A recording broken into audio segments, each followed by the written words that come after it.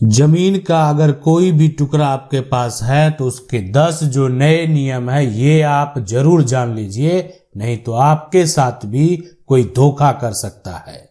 इस जमीन को आप देख रहे हैं, ये जमीन पर यानी खेती किया जाता था, लेकिन अब इस जमीन को बेच दिया गया है। ये जमीन पूर्वज की जमीन है, यानी कह सकते ये जमीन दादा परदादा की जमीन है, लेकिन आज इस जमीन को बेच दिया गया। लेकिन अगर बेच दिया गया तो ये जमीन वापस कैसे प्राप्त कर सकते हैं और कौन कौन इसके लिए नियम लागू होते हैं, क्या क्या इस पर अधिकार है, क्या है नए नियम। देखें, अगर आपके पास भी पैतृक संपत्ति है, आपके पास भी अगर जमीन का खतियान है या आपका जमीन खरीदा हुआ है, पूर्वज ने जमीन को खरीदा है, ये जमीन आपको जैसे भी प्राप्त हुआ हो, लेकिन ये संपत्ति आपकी पैतृक है, दादा के समय की है, पूर्वज के समय की है। पिता के बाद ये संपत्ति बेटा का होगा। अब यहां पर पहले जितना संपत्ति पिता का था अब दोनों बेटों का होगा। अब लेकिन दोनों बेटों में अगर आपसी सहमति नहीं है, दोनों बेटों एक दूसरे का बात सुनने को तैयार ही नहीं है, मतलब होता है कि जैसे समझने को एक दूसरे को तैयार नहीं है। अब इस केस में होगा क्या कि इसमें एक बेटा क्या किया कि जमीन की रजिस्ट्री कर दी, यानी जमीन की रजिस्ट्री कर दी, जमीन को बेच दिया, जमीन का सेल डीड तैयार हो गया। लेकिन इसमें जो दूसरा बेटा है उसको पूछा भी नहीं गया और जमीन जो है अपने हिस्से की ही क्यों ना बेचे, लेकिन बेच दिया। देखें, सबसे पहला पैतृक संपत्ति की अगर अधिकार की बात करेंगे,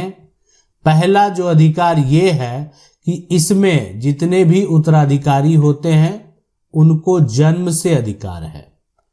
दूसरी बात यहां पर ये करेंगे कि एक तो हो गया कि जन्म से अधिकार है, उसके बाद बिना जो है यहां पर बिना जो बंटवारा है, बंटवारा का आप बेच नहीं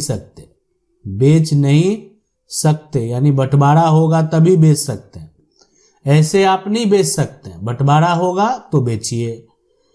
यहां पर तीसरा जो सबसे बड़ा बात यह है कि पूर्वज की संपत्ति में पिता भी एक हिस्सेदार होता है, और अगर पिता की मृत्यु हो जाए, है ना, पिता एक यहां पर क्या होगा, हिस्सेदार होगा। लेकिन अगर पिता की मृत्यु हो जाए तो पिता का जो हिस्सेदार है वो माँ का होगा, जो आपकी माँ है। अगर पिता नहीं है तो माँ वो शेयर, वो हक जो है ले सकती है जो पिता के हिस्से की है, यानी अधिकार आपके माँ का भी है। लेकिन पिता की मृत्यु के बाद पूर्वज की संपत्ति है, पैतृक संपत्ति है, अगर इसका अधिकार की बात करेंगे तो यह अधिकार तभी होगा जब पिता की मृत्यु हो जाएगी, तब उनकी जो माँ है, आपकी जो माँ है, उनका अधिकार होगा या इनकी पत्नी का अधिकार होगा। अब यहां पर देखें, सबसे बड़ी बात है कि पांचवा सबसे जो बड़ा अधिकार यह है कि अगर संपत्ति को बिना बंटवारा किए बेच दिया गया तो दूसरे भाई को अधिकार है कि वो उस सेल डीड को कैंसिल करा सकता है। सेल डीड को जो है यहां पर कैंसल करा सकता है। और ये सेल डीड जो कैंसिल होगा, यानी स्पेसिफिक रिलीफ एक्ट की अगर बात करें तो धारा जो है 31 में के तहत अगर कोई भी ऐसा सेल डीड तैयार किया गया जो गलत तरीके से तैयार किया गया है, मतलब डॉक्यूमेंट तो तैयार कर दिया गया, सेल डीड हो, गिफ्ट डीड हो या कोई भी रजिस्टर्ड डीड हो, लेकिन अगर जो ये केस फाइल होगा धारा 31 के तहत, तो अगर ये पाया जाएगा कि नहीं इसमें तो गलत किया गया, इसमें तो जमीन को पहले अलग किया जाता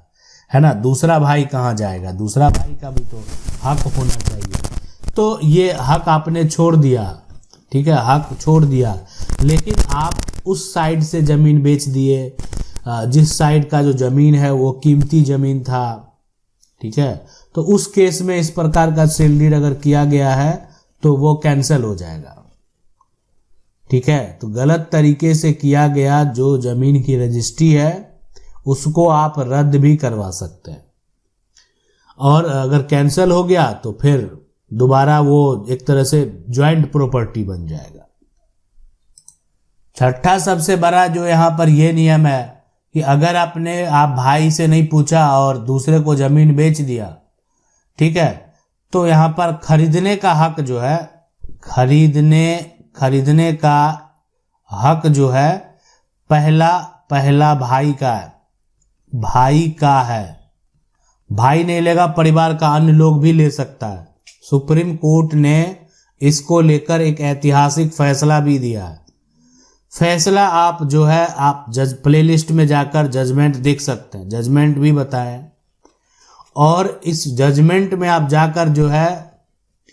जमीन रजिस्ट्री से संबंधित है, जमीन को बेचा गया, अपने भाई के बिना अनुमति के बेचा गया, और भाई ने क्या किया, जमीन की रजिस्ट्री को कैंसिल कराया और पुनः जमीन को उसने खुद खरीदने का एक तरह से आग्रह किया कि वो जमीन खुद खरीदेगा। वो दूसरे जब वो पैसा देने को तैयार है, उतना ही पैसा आपका भाई देने को तैयार है, तो कानून ये कहता है कि पैतृक संपत्ति पहले आप उनको बेचें, अपने भाई को बेचें, अपने परिवार के सदस्य को बेचें, पहले उनसे पूछें, अगर वो लेने से इनकार कर रहे तो फिर दूसरे व्यक्ति को आप बेच सकते हैं। लेकिन कल को अगर मान लेते हैं वो ऑब्जेक्शन आकर लगाते हैं, आपने बेच दिया है ना, और देखें ऐसा नहीं कि बेच दिया और ये बेचे हुए अब 50 साल हो गया, ये बेचे हुए 10 साल हो गया है ना, उसके बाद आकर कोई ये दावा करता है, तो नहीं, ये उस समय की बात है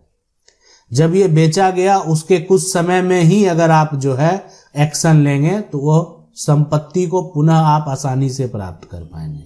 इसलिए आपका खरीदने का पहला हक है, और बिना आपका जो अनुमति का वो प्रॉपर्टी जो है वो बेचा नहीं जा सकता। अगर ऐसा किया गया है तो वो गलत है, और अगर इस प्रकार की गलती हुई है तो फिर आप समझ सकते हैं, अभी मान लेते हैं कि अगर ऐसा दे दिया कि 10 साल बाद 20 साल बाद, तो कितने लोगों के बाद 10-20 साल के बाद उस समय पैसा नहीं था और आज पैसा हो गया, तो अब जो जमीन पहले बेचा गया 20 साल पहले उस रजिस्ट्री को कैंसिल करा लेगा। तो ऐसा कोई नियम, ऐसा कोई कानून नहीं है। हाँ, अगर आपके साथ हाल में ऐसा किया गया कि आपका पैतृक जमीन आपका भाई बेच रहा और आपको पूछा भी नहीं, और आपको जानकारी 10 दिन, 1 महीना, 2 महीने बाद हुई, तो आप जो है केस करके उस जमीन को, उस रजिस्ट्री को कैंसिल करा सकते हैं और उस जमीन को पुनः आप खरीद सकते हैं। आशा करते हैं वीडियो अच्छा लगा होगा। वीडियो को लाइक जरूर कर दें। चैनल को पहली बार देख रहे हैं, सब्सक्राइब करके जो बेल आइकन है उसको जरूर दबा लें। मिलते हैं अगली वीडियो में, तब तक के लिए जय हिंद।